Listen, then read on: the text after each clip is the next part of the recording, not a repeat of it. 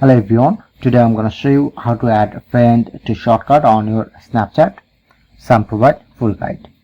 So simply first open your Snapchat and go to your conversation.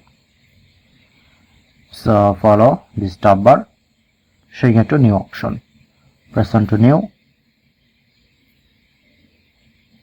Okay, select conversation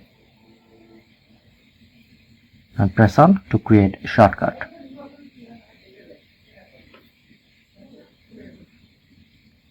So select and write name.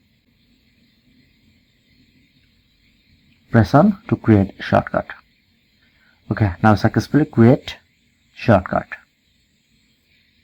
Okay. Again, if you want to add more, click on to plus option to select, or if you want to add member, press on save.